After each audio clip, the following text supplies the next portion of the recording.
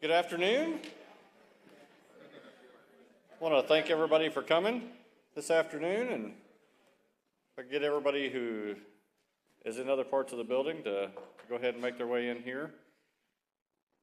And we have a special guest with us this afternoon, Mr. Dennis Prager. He's an honored guest, is a nationally known speaker. He's a friend now that I believe I can say that. I've had dinner with him a couple of times, so I believe I can call him my friend now, and listen to him on the radio quite a bit and on podcasts. And he's a very wise individual, and I know he'll have great words to speak to us. So, Mr. Dennis Prager, come on up.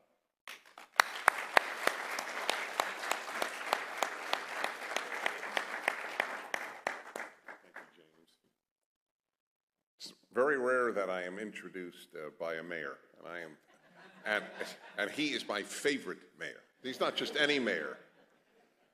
In Kenya, I heard he was considered mayor of America, and if he's mayor of America, we're in great shape. It's something to strive for. That's all I can tell you. So thank you very much.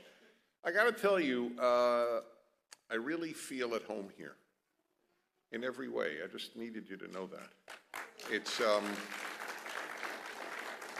and I'm happy to say that at least one of you is happy that I'm back, because I know this because while doing my thing in the men's room, I overheard someone asking John, is Prager going to be here every year? That's really nice. And then he heard from the right urinal, yeah, I'll be here every year. Men talk to strangers in men's rooms. The women don't know that. Women only talk to their friends that they go to the women's room with. And we're very different as sexes, which you believe it's such a joy to speak to people who believe men and women are different. You don't understand. It's like a relief. Oh, a whole audience that agrees with me. Men and women really are different. And one doesn't choose one's gender.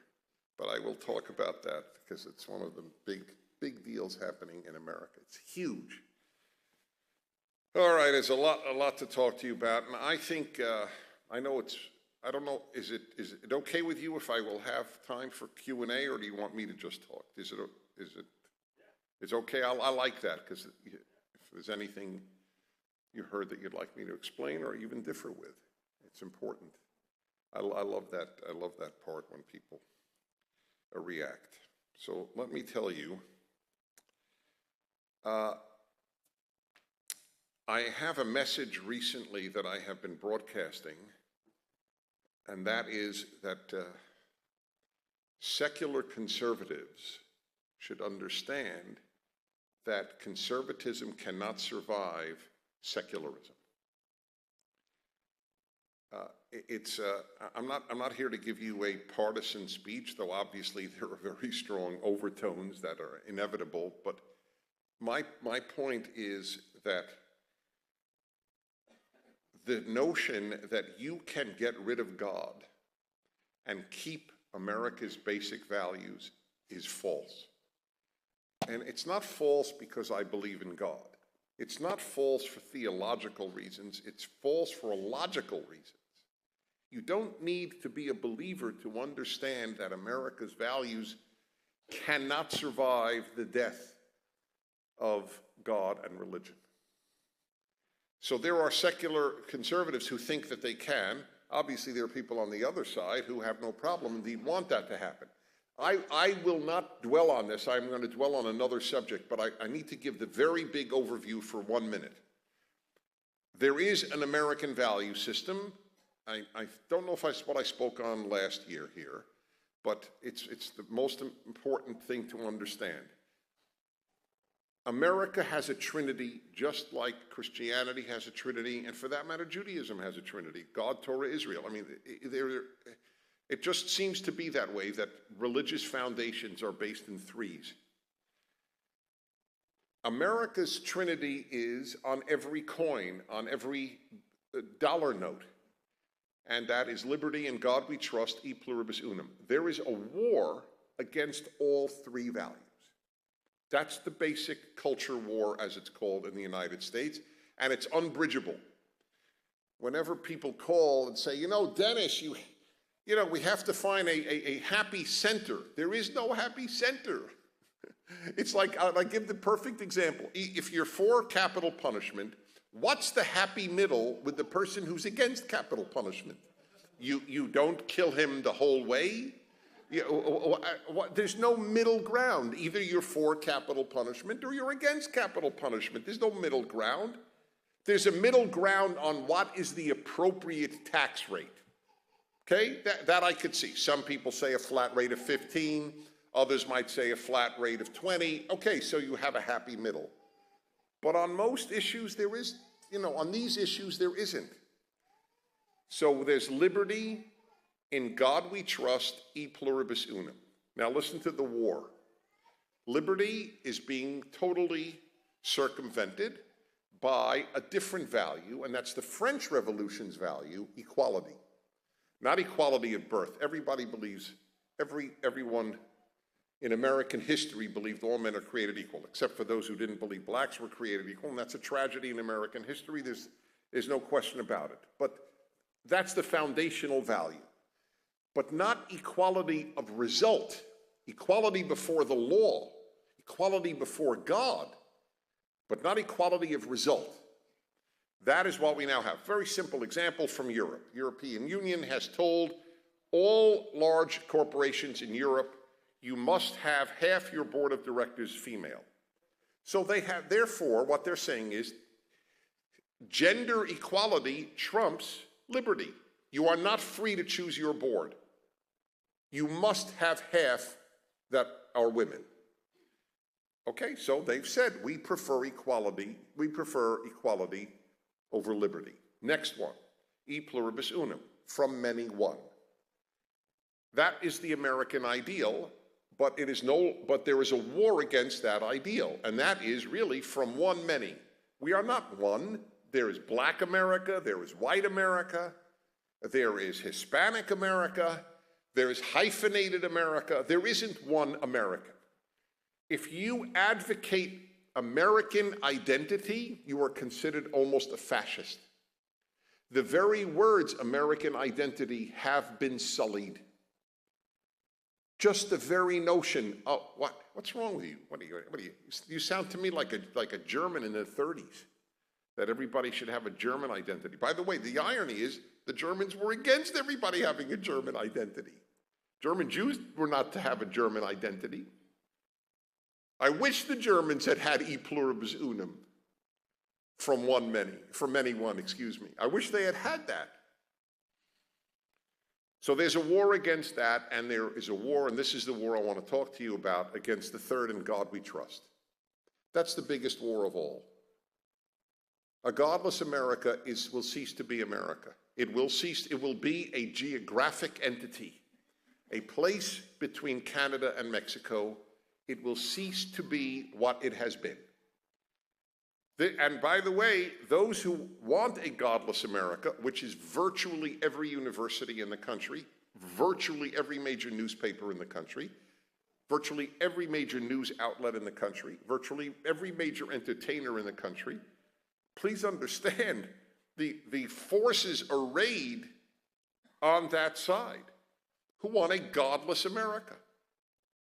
I remember when I was in graduate school, I did my work in communist affairs, the mockery of people who said, oh yeah, well, you anti-communists, you're against godless communism.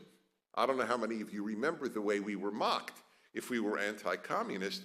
Oh, they're against godless atheist communism. Well, that's true. I am against godless atheist communism. That's right. I agree with that. By the way, basically it was godless Nazism too, but nobody likes to admit that. Hitler was God. You didn't take an oath to God when you fought. You didn't even take an oath to Germany. You took an oath to their Führer, to the leader. America is rooted in the notion that rights come from God, and there is a war against that belief. we can do fine without God. So I would like to present to you something that has been brewing in me all of my life, but now, in just the last few months, literally just the last few months, it dawned upon me what I am about to tell you. And so I rarely title my lecture, but I will give it to you now because I want it to be so clear. And the title is Everything, if you will, yes, everything, in between dashes, is a value. Nothing is fixed. Everything is a value. I didn't realize this. Everything is a value. So, for example, this I have been teaching my whole life since I began lecturing in my 20s. If there is no God who says do not murder, murder is not wrong. Murder as wrong is a value. If you think it's right, I can't prove to you it's wrong. Any secular philosopher, and most, by the way, most to their credit, most atheist philosophers, including the one I debated at Oxford many years ago, admitted, if there's no God, all ethics is subjective. Meaning, I make it up, or my society makes it up.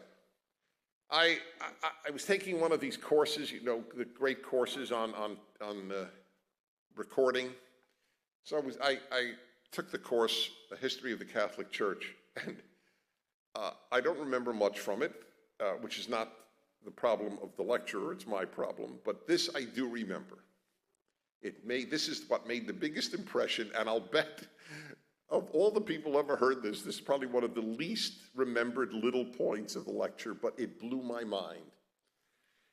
He was talking about the Christianization of Europe.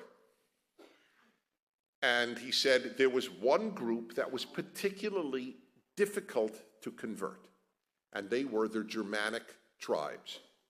They're known as barbarians, whatever term you want to use. Okay, but that's not interesting. That's interesting if you want to study the German mind, perhaps. But thank God the guy explained why. The German tribes didn't agree that murder was wrong. This is the lecturer. And why didn't they think it was wrong? Because they killed everybody. So you would go, and it's now me explaining. So hey, imagine I'm a Catholic missionary, Christian missionary. Hey, how you doing, Germanic tribes? Great to see you today.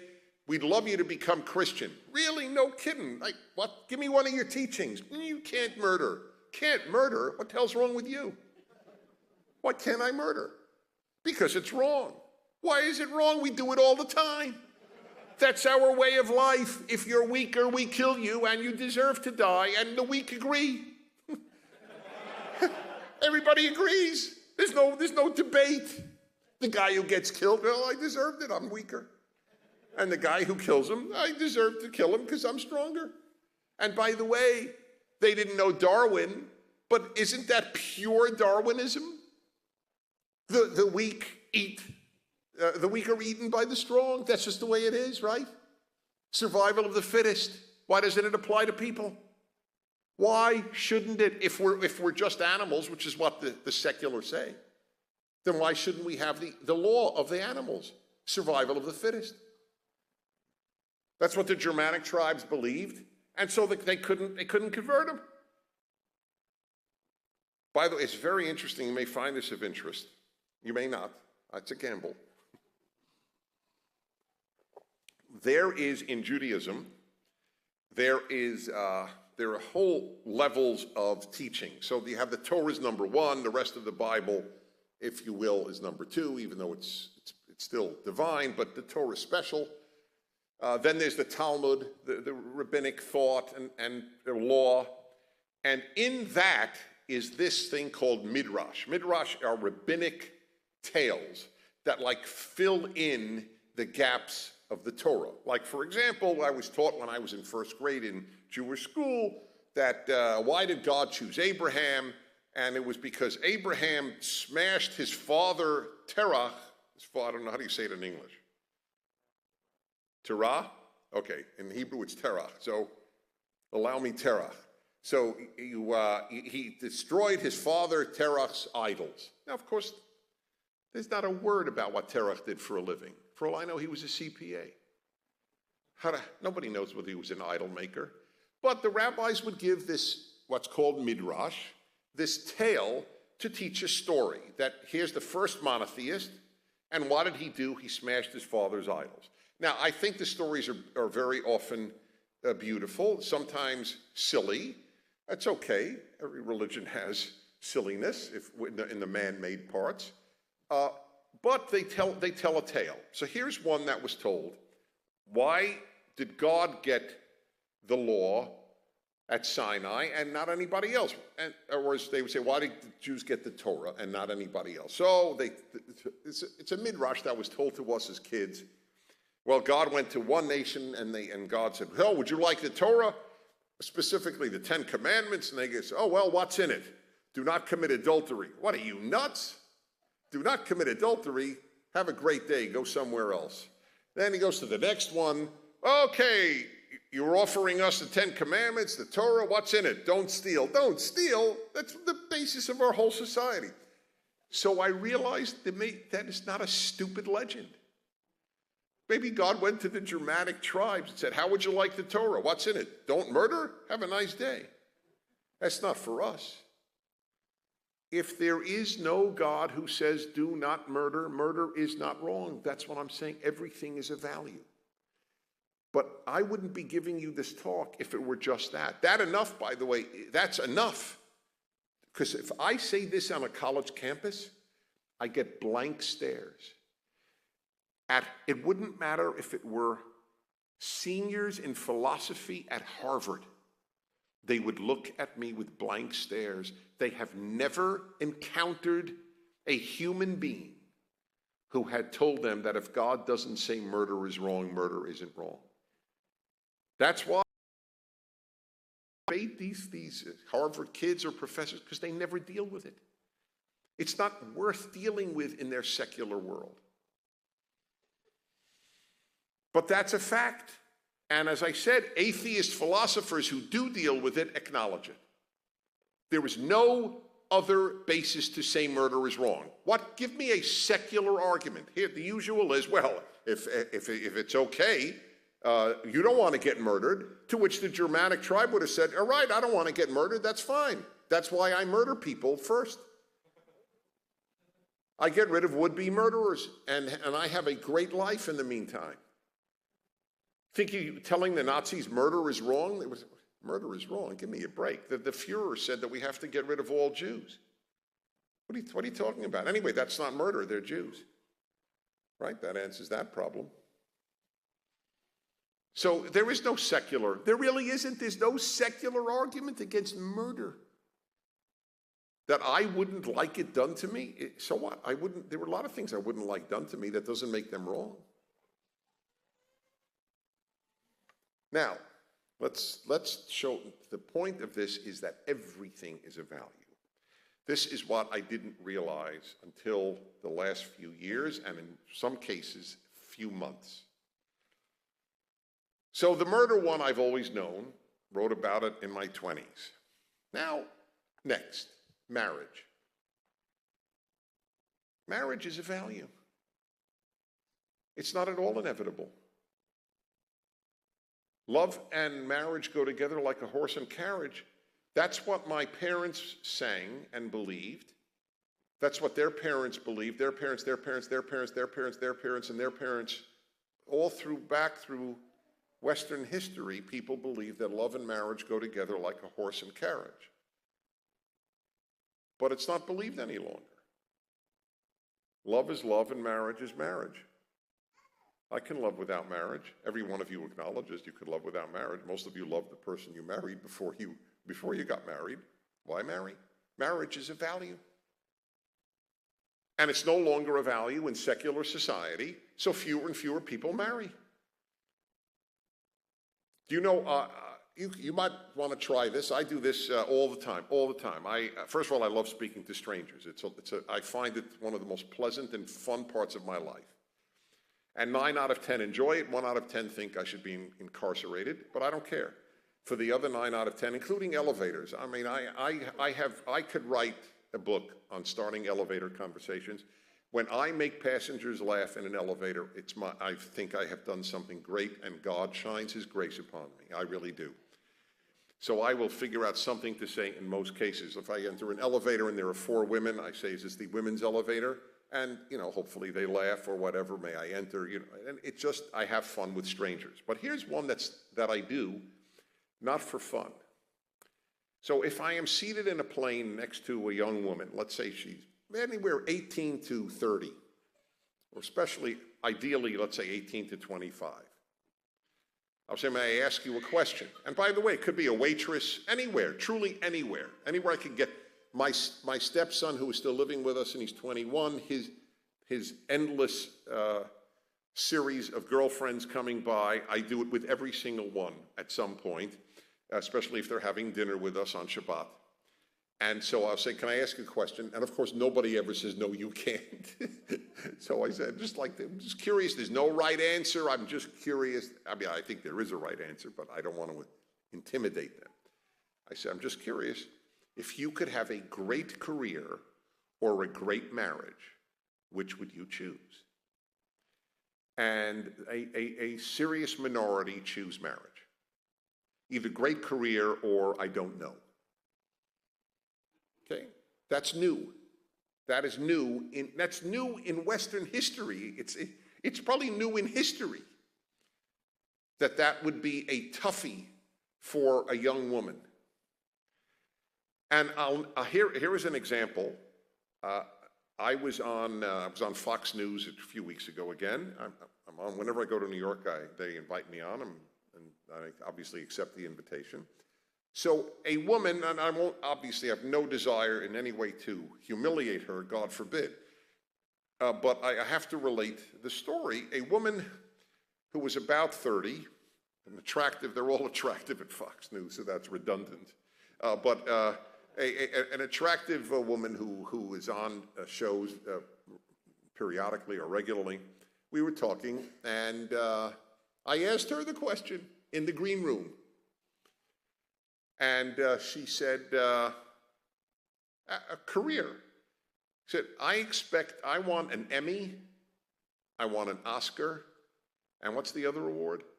And a Tony. I want an Emmy, an Oscar, and a Tony. That's what I want in life. So I said, I didn't let it go. I said, so let me ask you, imagine you're 60 years old and you have an Emmy, an Oscar, and a Tony, and no husband and no family. How will you look back? She said, that's all I want. I will look at the Emmy, at the Oscar, and the Tony. Say, and that includes till your dying day, till my dying day.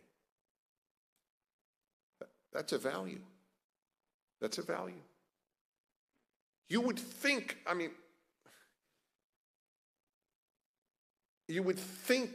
or we did think, let me be very, very clear. We thought that certain things are intrinsic to human beings.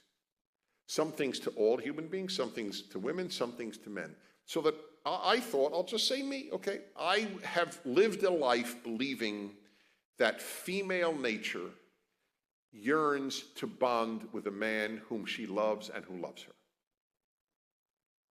I now realize that even that is more a value than a fact. Everything, that's the title of this talk. Everything is a value. You can raise a generation of females to value a Tony more than Tony. I can't, there's no part of me that understands that in a male. If a man said that, oh, I'd rather have a Tony, Emmy, and Oscar than a great marriage, I think the man's an idiot. A total idiot. You're going to go to bed with your Tony? You're going to hug your Tony? You're going to have kids with a Tony? What's wrong with you? But that's the point. Everything is a value, and the power of culture is such, even if it is female nature, which I still ultimately believe, you can devalue it and teach a generation of females that's not your nature. Your nature is to yearn for career success. And what's more successful than fame? Because that's all that is. It's all just fame. One of the most ephemeral values, one of the most worthless values you can imagine. It means nothing if you're deep. Nothing. Next, children. What's more basic than children? The most basic act to humans outside of eating is sexual intercourse, to produce children. So you would think if anything, again, is natural law, as they used to put it, is to have children. Children are a value. Children are now completely a value, and by the way, a minority value. When I ask young people, do you want to get married? Oh, if the right person comes along. When I'm financially stable. They don't understand that men get more financially stable the day after they get married. They have the cart before the horse. Get married, then you'll be financially stable. What are you waiting for? You can be poor with somebody else. No, I'm serious. I don't understand that argument. I'm waiting till I make it financially. Why? Isn't it cheaper, too, to share a New York apartment? It doesn't make any sense. And the statistics belie what you're thinking, because when you get married, you will become financially better off. That's just the way it works. You won't spend that much time from bar to bar. You'll be working. Hopefully you won't. Let's put it that way. Children are a value. And the proof is, look who has children. See, I was taught by secular professors, therefore they had no wisdom. And that's just a given. Many were nice, many were kind, many were brilliant, many were knowledgeable, but none were wise. Because wisdom, right, where there's no God, there's no wisdom. It's true. It's not just a biblical phrase. It's true. And so they taught us that the reason people have fewer children is wealth. As societies get more affluent, people have fewer children. But there's a huge exception to that. Rich religious people have children. If you see a family in the United States with 6 children, you would give big odds that they were either religious Christians, or religious Jews, or religious Mormons, or religious Catholics. I would like to know what percentage of secular families have 6 children from the same couple without having triplets twice. I would be I wonder how many there are, and I have to believe that if this let's say if people 50 or younger, I can't believe that it's 0.5%. Because religious people hold children to be a value.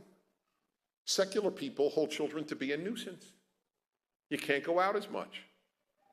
Can't go to the theater as often. You can't eat out as often. You can't express yourself as often. It's a burden. Marriage is a value. Children is a value. Things we thought were just instinctual turn out to be values. And then finally, of course, family is a value. Family is entirely a value. Mother, father who are married and children, called the nuclear family, it's not only a value, it's a contemptible value today. You are a hater by definition if that is your picture that you present as the ideal family.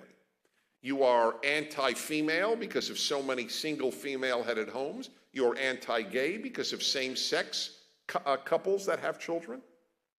There is something wrong with you if you say the ideal, just the ideal. You're not dumping on anyone, you are not insulting anyone. Just to say that's the ideal is to be considered bigoted and hateful. There is no ideal. If you love a child, you're a family. One of you, two of you, three of you, four of you, it doesn't matter. The number doesn't matter. The gender doesn't matter. Nothing matters. Just love. So family is a value.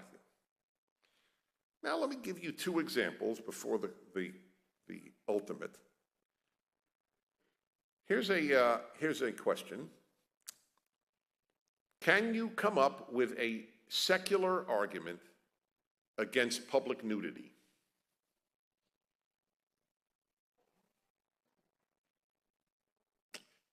I want you to think, can you come up with a completely irreligious, non-religious argument against public nudity? You can't. It's not possible. There aren't any. By the way, I have a living proof coming from the city of proofs for all foolishness, San Francisco. San Francisco debated last year a law on whether or not to continue to have laws. Every place has laws about public nudity, lewdness laws, whatever there would be. So they had a debate in the San Francisco City Council. Shall we repeal public nudity laws? And the vote not to repeal went 7-6. By one vote, they still have public nudity laws in San Francisco, which means that in a year or two, they won't have. So I was so curious. I followed this avidly because a completely secular city council in a completely secular city, what argument did the people who wanted, the 7 voters on the city council offer to maintain public nudity laws? Now, I want you to think, remember I said, can you come up with a secular argument? They did. You know what it was? It's unsanitary. Hey, you didn't think of that, did you? Because you haven't spent enough time in California. You're actually living in a healthy place, Cisco. And so, and by that I mean that utterly, 100% literally. It's unsanitary because people who are naked will be sitting on public benches like at bus stops, and they have an unsanitary tush. That was the argument that prevailed. To which, of course, the 6 that argued, of course, this is crazy that we have laws against it. People should be free to walk around naked. Said, they'll carry a towel. Part of the law will be that the naked must carry a towel with them. And I thought that was a perfectly legit argument. Exactly. And that ends the problem. Your genitals are still exposed, but your tush is covered on the bench. Now, this is unbelievably important to me, unbelievably. Just think, the only argument against public nudity, against people displaying their genitals in public anywhere, is a religious one. There is no non-religious argument. When I say that a godless America is over, I mean it literally. And what's wrong? What is the religious argument against public nudity? You know what the religious argument is? That animals show their genitals, humans hide them. That's the argument. We're not animals. But to the secular, we are animals. So that argument is preposterous. I made this argument in print. You should look it up, Google, Prager nudity animals, probably something like that. The column will come up, and I hope what is most important, because you know my thesis, you don't even have to read the article. I want you to read the comments. The comments to my articles are the reason I write my column. They give me all my speeches. They give me all my shows. I realize what the other side thinks. I have instant reaction. And they think of me as a primitive. Some primitive biblical figure coming out here. Oh, it's only religious. You got to be religious. But they don't give it a single secular argument.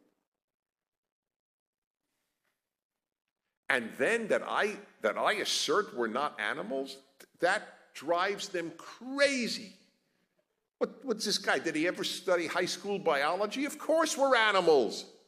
But if we're animals, let's dress like them, and that is no dress. Animals don't cover their genitalia. Why should we? So what they do is they win on every level, because not only is all education now secular, but they argue against those of us who give her the only possible argument against something like public nudity is a religious. They give us the answer, oh, you can't bring that in. That's violating the separation of church and state. So the only argument that you can bring in against public nudity, as an example, or for that matter, children, or for that matter, marriage, or for that matter, the nuclear family, you can't bring in because you're not allowed to use the Bible. I can use Karl Marx, I can use Noam Chomsky, I can use anybody I want, but you can't use this book. Isn't that interesting? That invalidates your argument the moment you cite it. So not only is the argument rejected when made, the argument is rejected a priori. It's rejected before you make it, because what you're citing is a violation of a secular society, and they believe that that's what we are to be, a secular society. Let me give you another example. There is no secular argument against public cursing, not one. And the amount of public cursing, anybody, don't even have to be my age, even younger than me, you realize how much it has increased. And especially among the people who find religion preposterous. They believe cursing is the norm. There was a picture of an actress just 2 weeks ago, an actress wearing a ski, a sort of ski cap, and on it was the profanity for the women's privates, which starts with a C. Okay, that's the best I can do without saying it. And, in big letters, like you might have Dodgers, right? But in big letters. And she just walked around with it. So my stepson, I said, take a look at this. He's a wonderful kid, by the way. He has terrific values. And my wife, she was a single mom raising him, and she has great values. And some of you know her, so you know how true that is. And it's not something he would ever do or support. But he said, most of the kids my generation would think, what's wrong with that? Even he had to dig into the values that permeate our house to think there was something wrong with it. That is how common it is. There was a video out, I actually played it with a lot of beeps on my show yesterday. There's a video out with 10-year-old girls who every verse, every other line has the F word, which they proudly sing out. Somebody made a video, it's gone viral, on behalf of feminism. Isn't that unbelievable? You shouldn't worry about us kids saying, and then they say the word. You should worry that women are paid 20% less than men. That's what it's about. In my book, my last book, I actually went through the 25th anniversary issue of Rolling Stone magazine, and virtually every public figure in it uses a profanity. And I don't mean, look, I'm not a Puritan. I have no problem with friends telling each other an off-color joke. I have no problem, as I always say, if a piano falls on your toe and you say, gosh darn it, you're a holier man than me, okay? I'm not talking about that. I'm talking about the deliberate use of profanities in public. In an interview, no less. The mayor of, do you know this, that the mayor of Los Angeles, when the Los Angeles Kings hockey team last year won the Stanley Cup, which is the championship of hockey, he got up in front of hundreds of thousands of people, 18,000 live at Staples Center and hundreds of thousands on TV, and said, this is an effing great day, and used the word. Not one member of the Los Angeles City Council censured him. And it was mostly kids watching. And he announced before it, he said, I know a politician's not supposed to curse publicly, but hey, this is an effing wonderful day. Mayor of the city of Los Angeles. Because he's secular. The concept of decency, because you think it's indecent to publicly curse. I think it's indecent to publicly curse or go publicly nude. But there is no such thing as decency in the secular world. There's only tolerance. That's the one value that remains. And tolerance doesn't mean tolerance. Tolerance means acceptance. But here's the one that made me realize, this is the final part of my talk, this is the one that really broke the camel's back, the straw that broke the camel's back, and opened my eyes to realizing that what I and you think are fixed values, or even fixed nature, even they are values. Gender. Even thinking in terms of male and female, I now realize, is a value. In Nebraska,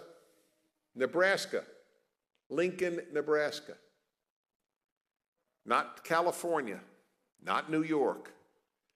In Lincoln, Nebraska, the teachers of Lincoln were given an instructive from the Board of Education never to call the kids in their classes, the students in their classes, never to address them as boys and girls. You are affirming a gender identity that not all of them may in fact possess. You are to refer to them as students or anything else, but not boys and girls. You are never to line them up as boys over here, girls over here. They're to line up by interest. Gender doesn't exist. Gender is a value. And this has caught on. Did you know that in New York State and California, you can change the gender on your birth certificate? You don't have to undergo surgery, nothing. Just change it. Last Sunday in the New York Times Magazine, a long article about Wellesley College. It's a women's college. Just to empower women. Women's college, Wellesley College. But there are students at Wellesley who think that they're male. They feel more male. They identify as male. Some are in fact becoming male. They have had their breasts removed. They are taking testosterone. They have deep voices. They have facial hair. And so Wellesley has this great existential dilemma. Are we a women's college or are we not? And of course, there's always one group to trump the rights of another one. Wellesley is allowing anyone who thinks he's a man, she's a man, to stay. So, but there were girls at Wellesley who say, well, wait a minute, I thought it was founded to be a girls' college, and then the men go into the ladies' room, the women's room, the bathroom. And if you feel uncomfortable, you're a bigot. No such thing. Facebook, you sign up for Facebook, take a look. How many was it, 56? You have 56 choices under gender. Male and female are 2, and there are 54 other choices. Now, I understand 2 or 3 or 4 others, but 54 is a lot. And you should look at what they are. I mean, some seem redundant, but in any event, that's where we're at. So there's no such thing as gender. And yet, for those of us who are religious and who take the Torah seriously and think actually God gave it, you know what it says? I'll tell you 3 things that it says. Number 1, God created Adam, that is the first human, Adam. Zacharu nekeva bara otam. Male and female, he created them.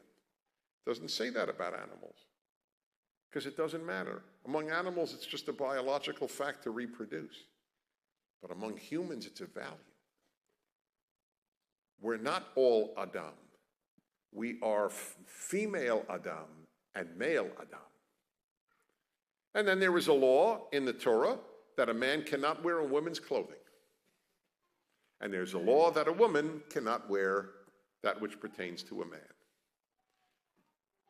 It's basic, just basic. And yet, do you know that in public schools around this country, there is cross-dressing day? Every year, that at least one day is cross-dressing day. You should dress as the opposite sex. Imagine a boy or a girl saying, you know, my Bible doesn't allow me to do this. You know how laughed they would be? You're not laughed if you're a boy who shows up in a dress. You're laughed if you're a boy who refuses to wear a dress. It's the antithesis of a Judeo-Christian world. It's the antithesis. That's how bad it is. And like an avalanche that begins slowly, it just picks up speed as the avalanche goes down the mountain. Because nothing is sacred. Truly nothing is sacred. That is what has happened. So I'm here to give you a report card on an increasingly godless America. And of course, as a result, liberty, especially religious liberty, is under assault. I mean, it's quite something that I understand that if you're a photographer, you run a photography shop and a gay person wants his pictures taken, I think you should take his pictures. But there's a big difference between an individual and an event. Why should I have to be obligated to participate? That's what the photographer does. Participate in an event that until 2 years ago was unheard of in the history of civilization. All of a sudden, I'm a hater and a bigot? Isn't that astonishing? And then to see what happened in Houston, it shows you that the forces arraigned against a fundamentally, moderately even, religious America are so great that they think they could get away with it. The fact that the mayor ordered it and the city attorney supports it, that's what's so amazing. They think they can get away with it. And you know why they do? Because we don't fight. They fight. And we don't. When was the last demonstration of people demonstrating for the values that I just articulated? You can't think of one, neither can I. They call demonstrations out every day. We don't show up. They're fighting, and it's basically a TKO. We're knocked out because the referee says, no, it's a forfeit, not a TKO. It's a forfeit. The other team didn't show up. You can't win if you don't fight. That's it. That's basic stuff. It's basic in life.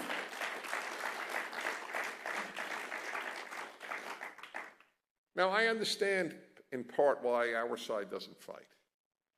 Because we actually have a life to live. We have kids to raise. We have friends. We have hobbies. We have passions. Religion fills our life. But politics fills their life. Politics, undoing religion, is their passion. As passionate as you are about God, Yahweh, religion, Torah, Bible, that's how passionate they are about getting rid of all of that. That fills their lives with meaning. You know, Christians that have lived in Iraq since the time of Christ have been eradicated. They've either been killed or forced to flee. I didn't see one Christian demonstration in the entire world of what is it, 2 billion Christians? Not one demonstration.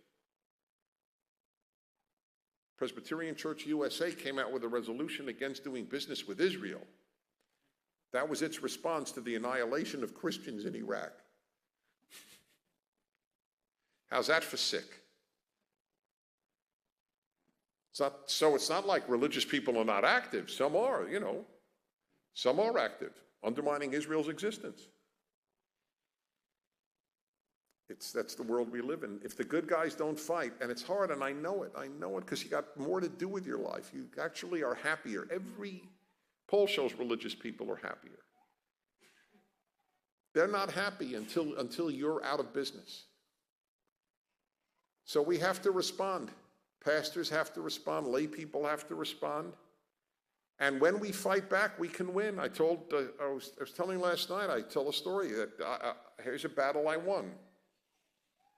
There was a plaque at the Grand Canyon. Grand Canyon, as you know, is rather large. So if I said to you, I will not feed you until you find a plaque, which is the size of 2 books. That's the size of the plaque. I've seen pictures. You might starve to death because it's very hard to find a plaque at the Grand Canyon. But the UCLA, perfect, no difference. ACLU found the plaque. You know what it said? How great are thy works, O Lord. That's it, from the Psalms. Unbelievably offensive. Unbelievably, when you think about it. See, the F word is not offensive. You understand? Everything is upside down. That's not offensive. How great are thy works, O Lord, at the Grand Canyon. That's offensive. So they sued the national parks to remove it. We fought them. I have a big presence in Arizona through my show being in Phoenix and Tucson, and a number of state senators who listened to my show. We fought very hard and we won. It was a Catholic group. It's okay. You're applauding because we won. You're not applauding me because I've lost so many that you're going to have to start booing. But it just, by the way, amazingly, one I thought I lost ended up being reversed. I led the campaign to keep the cross on the seal of the county of Los Angeles. This is an unbelievable, this story gives you an idea. Listen to this. The seal of the county of Los Angeles had on it 7 pictures. In the middle, taking the entire seal from top to bottom, was a Greek goddess of fruit named Pomona. Okay, by the way, I made the point, no Christian ever objected, no Jew ever objected to a pagan goddess on the seal of California, of Los Angeles, right? I mean, think about it. Who's tolerant? Right? We're against paganism. But having one pagan thing, we couldn't care less. The goddess of Pomona is on the seal of LA. Have a great day. Enjoy the fruit. Okay. Around Pomona were 6 boxes with a picture. One had cattle. One had the Hollywood star. One had oil rigs, unbelievably. I'm sure they're going to try to remove that soon, too. Do you remember any others, Alan? There were 3 other things representing California. Anyway, it gives you an idea. There were 6. You remember any? Oh, there was a picture. Yeah, there was a picture of a California mission because it was founded by Catholics, and then 2 other boxes. In the box with the Hollywood stars was the tiniest thing on the whole seal, a cross. How tiny? I couldn't make this up. When I first heard the ACLU was suing to get the cross removed from the county seal of Los Angeles, I decided, because nobody knows their county seal, right? I never looked at it in my life. So I went on the internet, I put in county seal. Up comes a picture of the LA county seal. I don't see a cross. I thought they made a mistake. There is no cross. So I figured, look, it can't be. They can't be suing against something that doesn't exist. I'll magnify the picture. You know, you can do that on the internet, right? Magnify, Control+, if you use Windows. I have no idea how you do it in the Mac, but I know you can do it. So I Control+, it's now 200%. There it is. In the same box as the Hollywood stars is a cross that size, So they found it, because the same guy who found the plaque at the Grand Canyon, he goes with a magnifying glass around America looking for crosses, God's name. So they sued over that. I led a spontaneous demonstration in one day. I got 2,000 people to the Board of Supervisors meeting. They tried to sneak in the vote. We got a lot of people. I spoke at the Board of Supervisors. And this is what I said in essence. I said, I am a Jew. That is not my symbol. But I am also a Los Angelino. That is my symbol, because that's my history. You are erasing my history when you erase that cross. This place was founded by Christians. If Wiccans found it, I'd expect to have a broom on my county seal. But Wiccans didn't found it. Christians did. You are erasing my history. And I looked at one of the Jews whom I know very well on that city, and I looked him in the face. And I said, you and I battled for Soviet Jews, remember? And do you remember the joke that the dissidents in the Soviet Union used to tell? Under communism, the future is known. It's the past that is always changing. That's what you are doing. You are changing my past.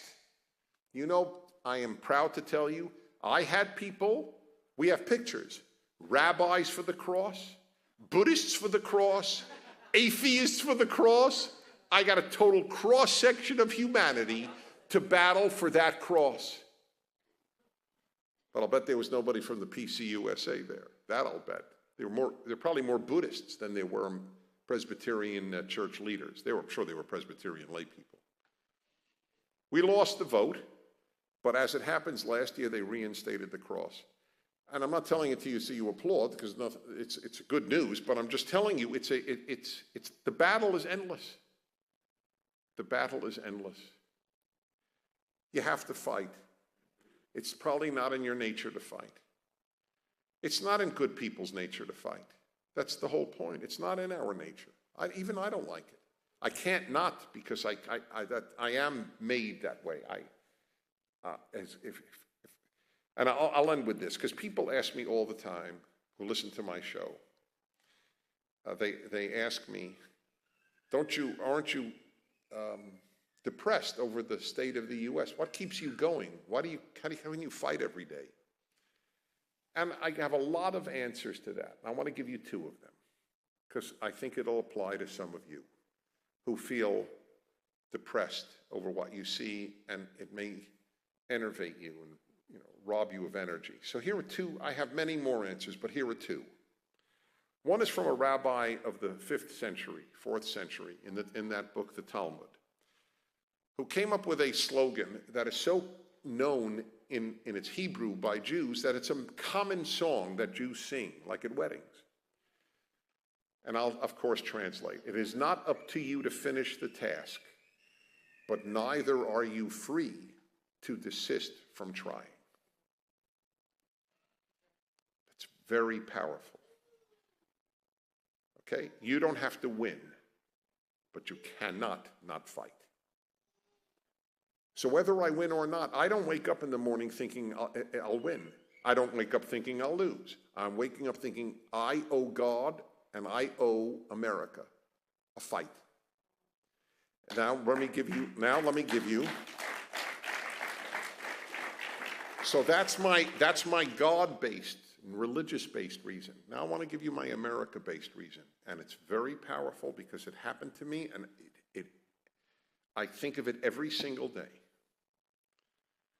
When I visited Normandy and saw all of those crosses, and for that matter, some Stars of David, when I saw all of those graves, nearly every one containing an American of about the age of 20 who died on those beaches, I say to myself this: they died for America and freedom. The least I could do is live for America and freedom. I'm not asked to face Nazi submachine guns on a beach. I go home to my wife, to family, to a great bed, to a great home, to friends. I don't pay the price they paid. This is the least I can do. To me, I invalidate their sacrifice if I don't fight. That's a good reason. Thanks very, very much. Thank you. Thank you very much. Thank you. Thank you.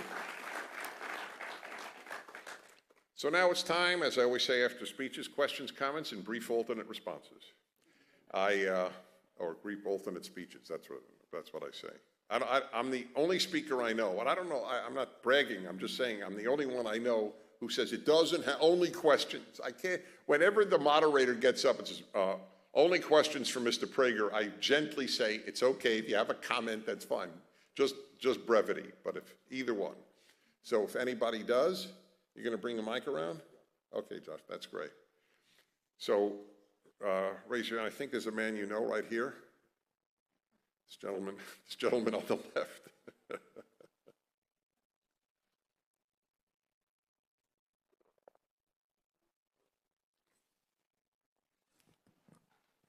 Yeah. Hey, you started the story about the Grand Canyon, and then I'd like to hear all the way down to the nuns, if you would. Oh, okay, because you know the end. Okay, it's it was really one of the highlights. If I had to isolate 20 highlight moments of my life, this would be one of them. I only knew that a Catholic order had put the plaque up. And I'm not even sure I knew that. I just knew Christians put it up. In fact, I didn't even know that. But I spoke at a Phoenix synagogue shortly afterwards, and I see about a dozen nuns in blue and white habits. And they come over to me, and they hug me and tell me it was their order of nuns that had put the plaque up. And then they started dancing and singing around me. And to have nuns singing around you in a synagogue, that is not a common thing in religious history. I have it on video. And it's one of those moments that I truly can say I have the chills when I think about it. Thank you for reminding me about the end. By the way, I do want to say, is the gentleman who got up here and told about his power tools being stolen, are you here? Sir, I want you to know I will be telling over 1 million people on Monday something you said, which, as I already told some folks I had lunch with, puts you in a moral category so above me that I am humbled to be in your presence. This man has thousands of dollars of tools, things he makes a living with, stolen from him. And guess what his reaction is? He hopes the thieves use it to build a hospital. I was thinking, until he said that, I hope they are all shot in their knees. And then he comes out with that, and I go, wow, I am a worthless piece of garbage.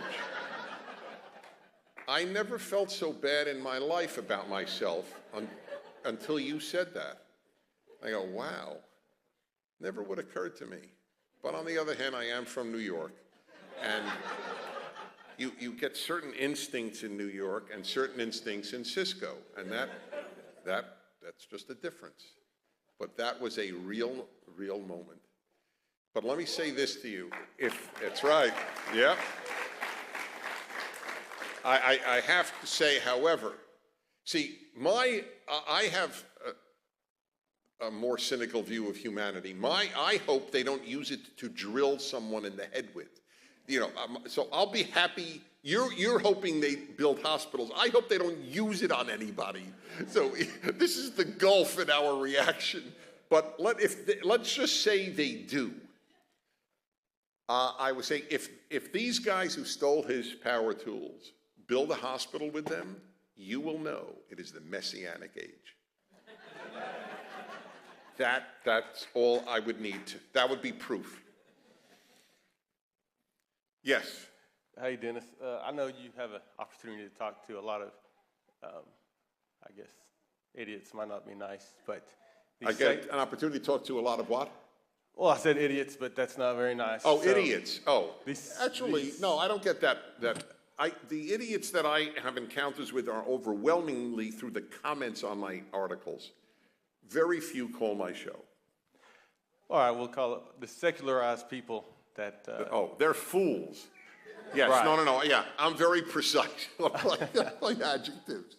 All right, so whenever you get to talk to these people pretty much every day, Yeah. I'd go crazy if I had to talk to them every day. Oh, interesting. Yeah. But when you do, have you found any question that you can pose to them that makes them actually start thinking? Because I'm not going to be out there arguing with ACLU, but I do have a neighbor or two. Yes, I do. I ask them, well, I ask them what I pose to you. If there is no God who says murder is wrong, how do you know it's wrong? And I want them, and all you have to do is be prepared for all the non-answers that they will provide to you. Well, everybody knows murder is wrong, but of course it's ridiculous. The vast majority of civilizations didn't know murder was wrong. Maybe they thought murder of their own group was wrong, but they didn't think murder was wrong. Ask them, if there's no God who says murder is wrong, why is it wrong? Ask them, I mean, the arguments, I mean, you know, I do this so often, obviously I know it. I don't know your profession, and this is my profession. But there are so many questions. I'll give you one, though, that I can no longer ask.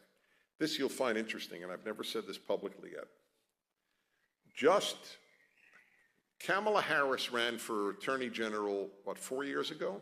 Yeah, 4 years ago. Yes. 4 years ago, a woman, Kamala Harris, was running for Attorney General of the state of California. She and I were on CNN. And the topic was same-sex marriage. And very, very, by the way, this is very sad but totally understandable. Very few people who are against same-sex marriage know how to make the arguments. It's a very, very complex subject worthy of its own talk. Anyway, I'm actually writing a book now defending the Torah's view on homosexuality and same-sex marriage and gender, because it's not been done and it needs to be done. But anyway, what I said to her was, I said, so let me, again, this is it was one of Larry King's last shows. And it's on video. You could see this, you could see it on YouTube. So I said to her, I said, Ms. Harris, I'd like to just ask you one question. If there were a child up for adoption, and you had two families, two couples, one same-sex and one a married man and woman, they were equally loving, equally wealthy, equal in every possible way, which would you give it to? Would you flip a coin? Or would you give it to the mother and father, the prospective mother and father? So she couldn't answer it, and you could watch it. She said, well, you know, there's always other issues. But I said, no, we're getting rid of all other issues. I have made all other issues the same. They're all wonderful people. And she couldn't answer it, and it was clear to the whole CNN audience she couldn't answer the question. That used to be, you asked it, that used to be my trump card. Who would you give the newborn to with all wonderful couples, but one was a mother and father married? No longer. If Kamala Harris were asked that question today, she would say, I would flip a coin. Or she might say a same-sex couple, because the research shows that children of same-sex couples do better. This is the latest that has come out. Not just that you don't need a father or don't need a mother. It's actually now more than that. It's better not to have both sexes raise you. That is what is taught in our universities. That's how bad it's got. So anyway, that's just an example of a question that worked. And that's, by the way, this I did predict 20 years ago. See, I said what we're going to see is the end of gender, and same-sex marriage is the green light to saying gender doesn't matter. Isn't that what same-sex marriage means? It doesn't matter the gender of the person you marry. So gender doesn't matter. Gender doesn't matter in raising children. So gender doesn't matter. And in order to justify same-sex marriage, you must go the whole route and say gender doesn't mean a damn thing. Your child doesn't have a mother, so what? 2 loving dads is all you need.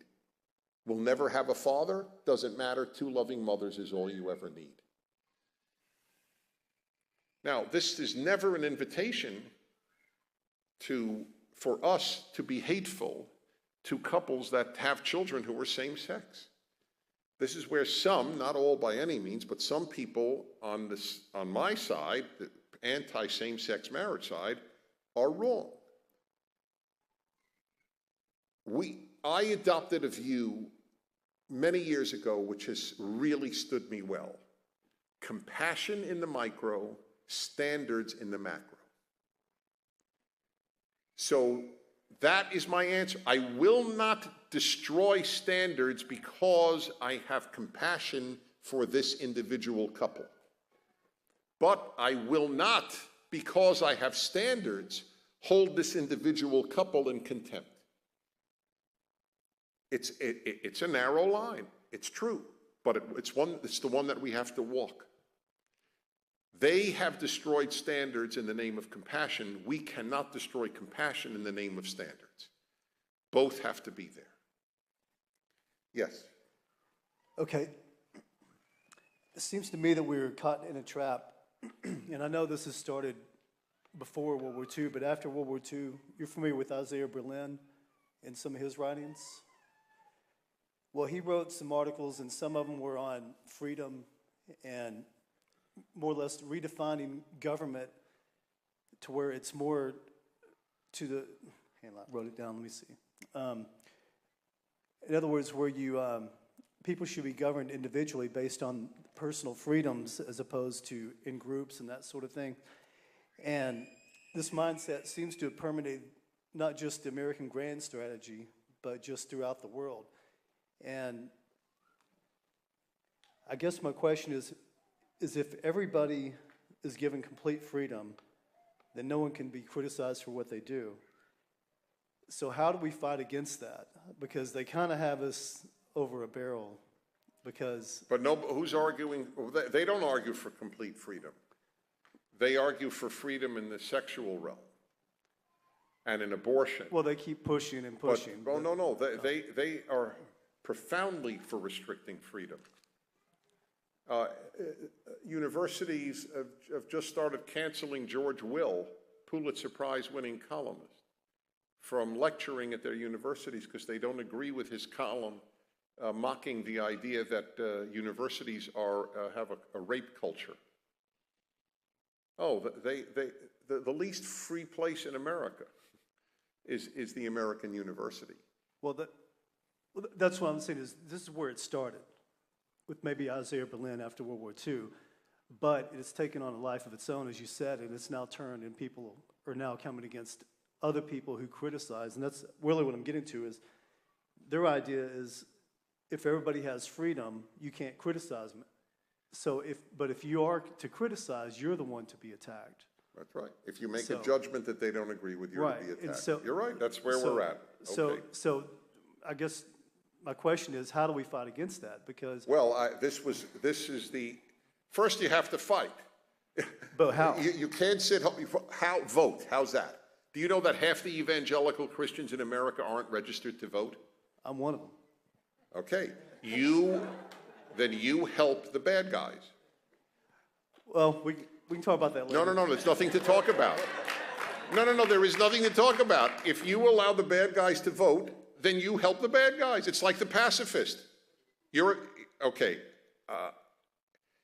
One of us is wrong. We can't both be right on this matter. Yes. Well, he kind of touched on it a little bit. How do you feel about the university tenure system? How do I feel about the university what? Tenure system. Tenure of professors. Oh, tenure system. Tenure system. Oh, it's irrelevant. It's totally irrelevant to our battle. The universities stink because they no longer teach, they indoctrinate. The moment you get in, you're probably given a class on diversity. You're told about white privilege. You are taught that if you're a white, you are a racist. If you know you're a racist, there's hope for you. If you deny you're a racist, there's no hope for you. But you are a racist. It is indoctrination. The United States, if you ask the average sophomore, not the one taking physics or math, but in any of the liberal arts, history, English. You know, by the way, in English in UCLA, one of the premier institutions of the country, you can get a BA, you can get a degree in English and never have read one Shakespeare play. The degrees are worthless. They're indoctrination degrees. As I have said now for a generation, the only difference between, but it is a huge difference, between a Christian seminary and a university is this. The Christian seminary is honest.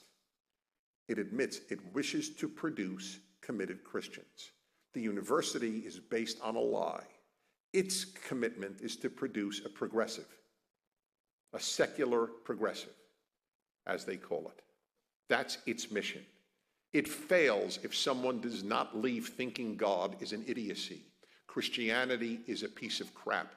The United States is a fundamentally racist, sexist, intolerant, homophobic, xenophobic, Islamophobic society. Only if you believe that are you worthy of our college education today. That's why, by the way, I started with Alan Estrin, who is here with me, the producer of my show, Prager University. We're 14 million views just this year. We are the largest maker of non-left-wing videos on earth to undo the damage of the university 5 minutes at a time. Every week we come out with one. You should watch it. You should send. You want to fight? Here's a free, effortless fight. Put 10 people on the mailing list each week for our videos. Okay? That's all I ask you to do. That's a fight. Then they'll send it to 10 people. And one of those is going to be a college student who will see things that he or she has never seen. George Will has made videos. Bret Stephens, 2 Pulitzer Prize winners. Harvard professor Alan Dershowitz has made a video. We get the finest minds in the world to undo this damage. We have a professor, they're not all professors. We have Adam Carolla, the funniest man in America, in my opinion, has done 2, just on not blaming others for your own failures.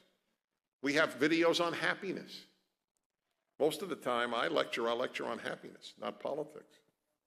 Because happy people make the world better, and unhappy people make the world worse. If you're married to a moody person, I have the video for you. I do, I'm not kidding. Why be happy? Well, I have letters from people that it's turned their marriage around because 90% of marriages are a moody married to a non-moody. There is no marriage in the world of a moody married to a moody, by the way. Not one. You know why? Moodies may be miserable, but they're not stupid. They never marry one of their own. So go to prageruniversity.com, it'll blow your mind, and then send them out. So that's one way to fight, but you have to fight. And you have to help those of us who are fighting. That's another way to do it. Not everybody can do it. I can't perform surgery, but I could help build a hospital, but I can't perform surgery. Help those of us who are fighting. That's as much part of the fight as the actual boxer, the guys who get him the boxing gloves. I'll take 2 more because it's always better for the lecturer to leave before the audience does. It's an old rule that I tried to follow. Yes? You mentioned earlier visiting a synagogue in Arizona. Have you a synagogue preference? Do I have a synagogue preference anywhere in America? No, in Judaism. You mean Reformed, Conservative, or Orthodox? No. Okay, so you want to know? Okay, here's the story with me. You're looking at one of the reasons I resonate to you and to your assembly is that you are not the norm. I am not the norm. Now, there are people who are not the norm who are also weird and cuckoo. But I don't think you're weird and cuckoo, and I don't think I'm weird and cuckoo. You're good out of the norm, and I'm good out of the norm. Here it is with me. I am a non-Orthodox Jew who believes the Torah is from God. You know how many other non-Orthodox Jews believe that? Last count, 14. And I know all of them. Some are former students. It's very rare. The Orthodox believe the Torah is from God, but the Orthodox also have Orthodox rabbinic Jewish beliefs not all of which I share. Otherwise, I wouldn't be here today because I couldn't use a microphone, for example, because I couldn't get here by car because I couldn't drive here. And although you do have accommodations for sleeping here, still from Tabernacles, I prefer a bed in a regular room. Although I do build a booth, by the way, because I observe Tabernacles as a religious Jew. But I'm not Orthodox. So therefore, I don't attend Orthodox services because they're too long. And you know what I do for the high holy days, the Day of Atonement and Rosh Hashanah, or the trumpet, how do you refer to it?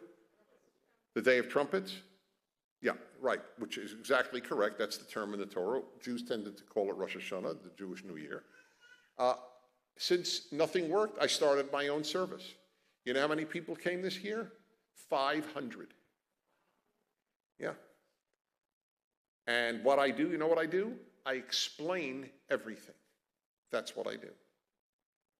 And of course, I have a cantor, and I have a four-person choir from the Los Angeles Philharmonic Orchestra Chorale, and I have 4 instruments, oboe and piano and organ and cello. I mean, it's a beautiful service. But I explain everything, and people love that. And I drop 2/3 of the traditional prayers, not because they're not beautiful, they're just too many of them. You know, if you read Macbeth, that's great, but in one day, if you read Macbeth and Othello and King Lear and Julius Caesar, it's too much. So my preference is whichever service is briefest, I tend to like the most. This is totally idiosyncratic. So I'm not advocating this. You asked me a personal question. I am known for answering personal questions. And I have found that to be, makes you vulnerable, but it also gives you credibility. And that's why I think I'm on the radio the longest of any American in radio right now, 33 years. And I think that's part of the reason, because people relate to Dennis, not just to a show.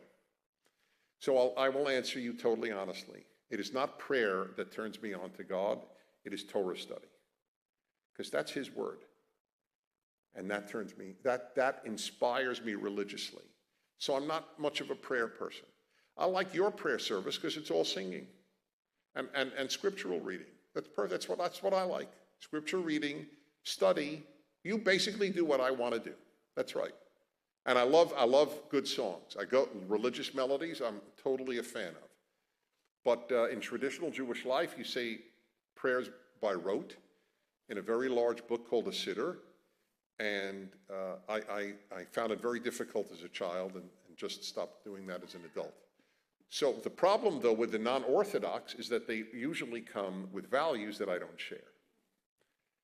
Their services are nice and brief, but the rabbis usually get up and say things that I find terrible. So it's a sad problem. And but you know what? You have to fight. You don't fight maliciously. You don't fight by calling people names, but you do fight. So it was a good question you asked. What's your favorite synagogue?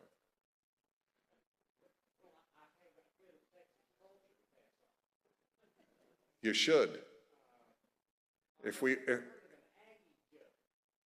Never heard of an Aggie joke? Have I heard one? No. I do want to hear it though, yes.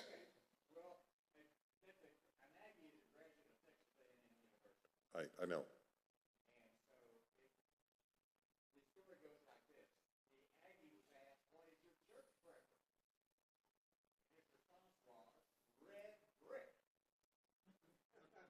Because red brick is that the symbol of Texas A&M? It's what? Oh, very good. That is, why didn't the rest of you laugh? You're all Texans. What the hell's wrong with you? I can't believe it. I'm from Brooklyn. I have an excuse, but you should have laughed. I'll tell you a Jewish joke about a synagogue. Okay, ready? A Jew is stranded on an island in the middle of the ocean because his boat went down. Guy's alone there for 3 years. He's finally rescued. The rescuers come. They see 2 buildings. They ask the guy, "What are these 2 buildings?" He said, "This is the synagogue I attend. This is the synagogue I would never set foot in."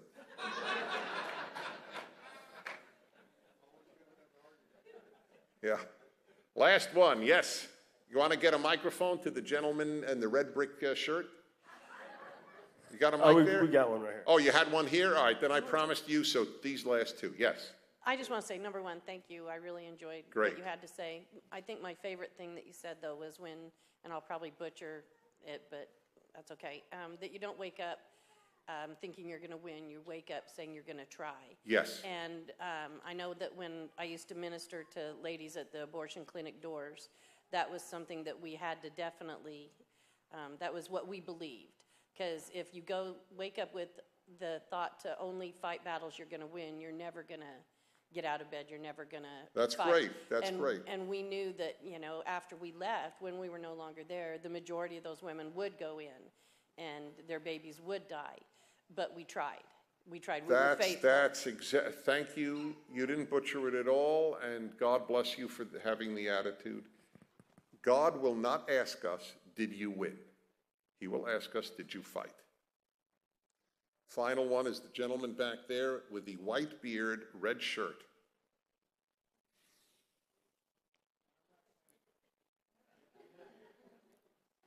My name is Kiefer. I think that what is lost, the concept that has been lost in society, and you're saying it's going on in the schools, is this country was founded on a covenant principle, which is what, as a Torah keeper, we are. We're a covenant people. That's what the scripture talks about. And the people out here, I don't know if you've ever discussed it on your program because I've never heard it, but it seems like if they would look at how this country was founded, the principles that it is founded on is based out of the Torah, because the Torah is a covenant relationship between the Creator and the people who enter into that covenant. And if they looked at the laws that were passed, they want to say, well, the founding fathers weren't smart enough. They didn't understand, homosexuality and all these things. So we're going to try to set things straight today, right? And they're going to come up with this liberal secular agenda. But if that could be brought out more by people such as yourself to show that the relationship of the Torah in the government of this United States, you can see it so much throughout the laws. Yes. Even the Constitution itself Yep. is the covenant between the founding fathers, elected officials, and How the many people. of you know what's on the Liberty Bell? There's only one thing written on the Liberty Bell. Raise your hand if you know what it is. Now that's fascinating. Almost no one knows it in the country. But even you, Torah-centered people, Americans, don't know it. It's from Leviticus. The only thing on the Liberty Bell is a verse from Leviticus. You should proclaim liberty throughout the land to all its inhabitants. And by the way, anybody who knows Leviticus knows his Torah. Because Leviticus is not the most widely read of the 5 books. It's the least widely read, except for Leviticus 19, which has love your neighbor as yourself. That's how well they knew the Torah. And that's what they chose. That's where it's big. So you're entirely right. But you know what they're taught now? They're taught that the founders were all deists. They didn't believe in any religion. They mocked religion, and God has nothing to do with the founding of the U.S. I don't mean God actively, God philosophically. But have you ever approached it from a law perspective? In other words, instead of looking at the Torah as a religion or a religious people, a body of laws, a body of, statutes and like when I talk to people about not eating unclean foods, I don't approach it from a religious perspective. I tell them, did you realize that a pig carries trichinosis worms that's not supposed to be in the human body? And I explain kind of the health things of it. You know what I'm saying? First.